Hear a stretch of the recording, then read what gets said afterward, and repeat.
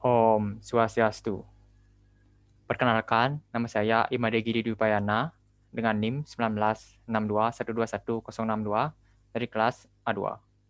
Di sini saya akan mempresentasikan mengenai tugas besar mata kuliah teori dan metode perancangan arsitektur 2 yang berjudul interpretasi dan kategorisasi sesuai dengan fungsi yang didapat masing-masing kelompok. Kelompok saya mendapatkan fungsi kafe dan saya menggunakan objek Tiscafe. Deskripsi objek. Tiscafe Ubud berlokasi di Jalan Raya Tegalalang, Kecamatan Tegalalang, Kabupaten Gianyar, Bali. Dibangun pada tahun 2019. Bangunan karya seorang arsitek dari Karangasem yang bernama Pak Desu selesai dibangun pada tahun 2019, memiliki luas sekitar 300 meter persegi.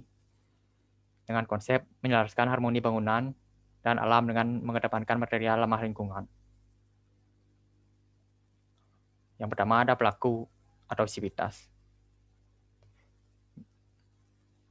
Jenis dan jumlah pelaku. Yang pertama ada pelanggan konsumen dengan jumlah 20 orang. Yang kedua ada satpam dengan jumlah 1 orang. Yang ketiga ada chef dengan jumlah 1 orang. Yang keempat ada barista dengan jumlah 1 orang. Yang kelima ada kasir dengan jumlah 1 orang. Dan yang keenam ada waitress dengan jumlah 2 orang.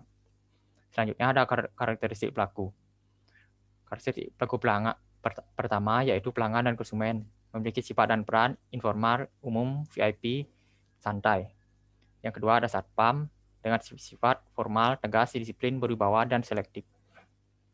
Selanjutnya ada chef dengan sifat informal, disiplin, dan bekerja keras. Dan yang keempat ada barista dengan sifat dan peran formal, disiplin, dan ramah. Yang kelima ada kasir dengan sifat dan peran formal, disiplin, dan ramah. Dan yang terakhir ada waitress dengan sifat dan peran formal, disiplin, dan ramah. Selanjutnya ada kelompok pelaku, yaitu pelaku pertama pelanggan atau konsumen, yaitu termasuk kategori utama. Dan yang kedua ada satpam, termasuk kategori pendukung, chef termasuk kategori penunjang, barista penunjang, kasir termasuk ke kategori penunjang, dan waitress termasuk ke kategori penunjang. Yang kedua ada kegiatan dan aktivitas.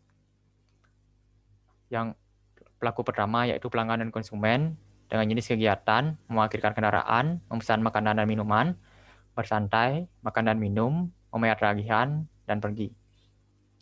Pelaku kedua yaitu satpam dengan jenis kegiatan menjaga keamanan, mengecek suhu tubuh, menjaga kendaraan tamu, dan absen. Pelaku ketiga ada chef dengan jenis kegiatan memasak, mencuci perabotan, dan absen. Yang keempat ada barista dengan jenis kegiatan membuat minuman, mencuci perabotan, dan absen.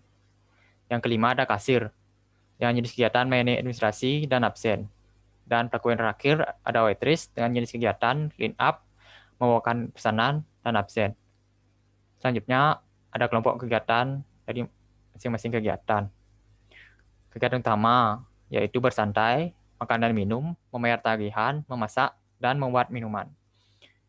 Kelompok penunjang membawa pesanan, menjaga keamanan, melayani administrasi, dan clean up.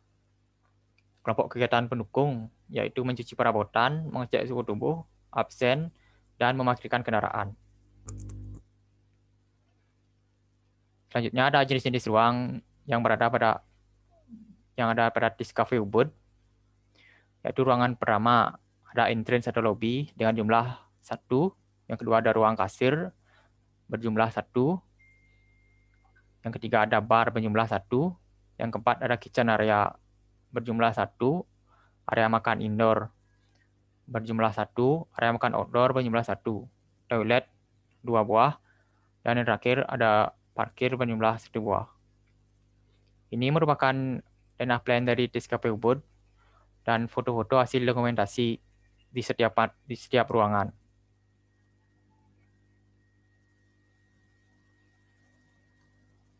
Selanjutnya, presentasi tentang interpretasi dan kategorisasi. Yang pertama ada setting bangunan terhadap lingkungan sekitar. Pertimbangan view diterapkan dalam settingan bangunan katapak. Bangunan setting menghadap ke arah timur untuk mendapatkan view terasiring. Dilihat pada warna kuning. Elemen lain yang menjadi pertimbangan dalam setting bangunan Tiscafe yaitu kontur tanah. Selanjutnya dalam interpretasi dan kategorisasi, yaitu setting bangunan pada tapak. Bangunan di cafe boat menghadap ke arah timur. Perimbangan mengarah timur itu mencari view sawah dan sungai. Konteks ruang dari tapak. Ruang yang terdapat di cafe ini yaitu ruang makan outdoor, indoor, entrance atau lobby, ruang kasir, bar, kitchen area, toilet, dan parkir. Selanjutnya ada konteks perilaku. Lokasi berada pada kawasan wisata Ceking Tegalalang yang banyak terdapat fasilitas lain untuk mendukung peradaan di cafe boat ini. Menurut Peraturan Bupati Gianyar Nomor 46 Tahun 2012, Pasal 10, tentang Rencana Tata Bangunan dan Lingkungan atau RTBL kawasan Ubud, yang berbunyi koefisien dasar bangunan KDB jasa akomodasi wisata non hotel bintang maksimal 35% dan perunjang akomodasi wisata maksimal 30%. Peraturan tersebut digunakan untuk pertimbangan pembangunan melihat area terbuka hijau lebih luas dibandingkan bangunan disc cafe. Konteks persepsi. Penggunaan ruang bangunan ini adalah pelanggan, satpam, chef, barista, kasir, dan waitress. Selanjutnya, dalam interpretasi dan kategorisasi, yaitu elemen yang diperagakan dari tapak. Elemen yang diperagakan dari tapak ini adalah kekasan kontur tanahnya, penerapannya diperlihatkan pada level ketinggian jalan yang masih lebih tinggi dibandingkan bangunan. Bagian selanjutnya yaitu pencapaian bangunan pada tapak. Bangunan Rizk Cafe memiliki satu buah entrance dengan lebar 2 meter dan tinggi 4 meter. Entrance menghadap langsung ke jalan. Entrance kendaraan terletak pada area yang berbeda di bangunan kafe sehingga tidak mempengaruhi tapak bangunan. Selanjutnya, keberadaan ruang terbuka. Ruang terbuka pada bangunan Rizk Cafe berfungsi sebagai ruang makan pengunjung. Ruang terbuka cukup luas dan mengelilingi bangunan kafe ini. Hal ini dilakukan untuk membuat sirkulasi yang baik bagi bangunan.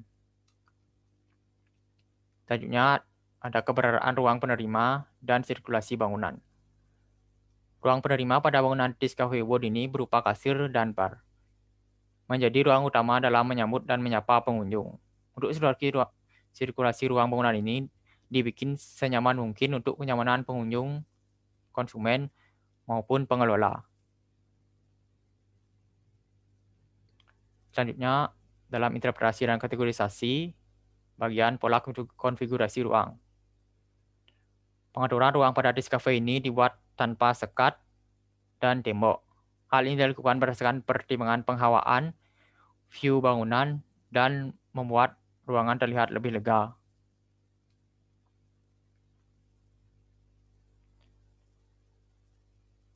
Selanjutnya, gaya fasad bangunan. Fasad bangunan merupakan hal yang penting untuk menunjukkan jati diri bangunan. Pada bangunan Rizk Cafe Ubud ini, memperlihatkan bentuk bangunan organik dan bentuk atap melengkung. Tampilan organik ini untuk menegaskan bangunan ini selaras dengan alam.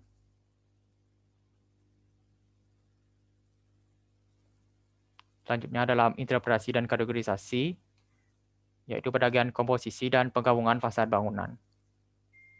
Komposisi penggabungan fasad bangunan ini dilakukan dengan penggabungan lantai 1 dan lantai 2 bangunan.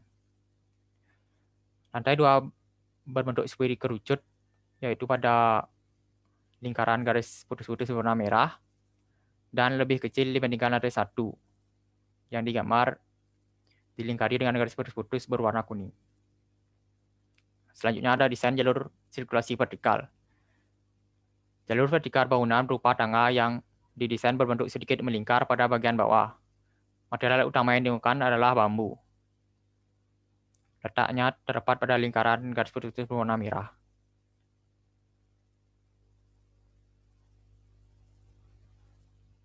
Selanjutnya, ada model dan proses perancangan.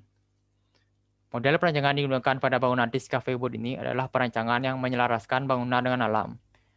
Dalam ini adalah kontur tanah yang tidak banyak dimanipulasi dan banyak menggunakan material ramah lingkungan.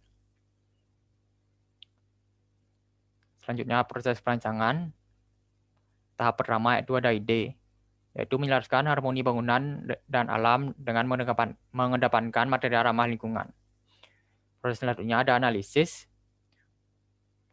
yaitu bagian-bagian dari interpretasi dan kategorisasi yang telah dijelaskan. Proses selanjutnya ada konsep. Konsep yang digunakan yaitu ingin memperlihatkan bentuk bangunan organik dan selaras dengan alam. Dan proses akhir yaitu tahap desain yang bisa dilihat pada gambar di samping.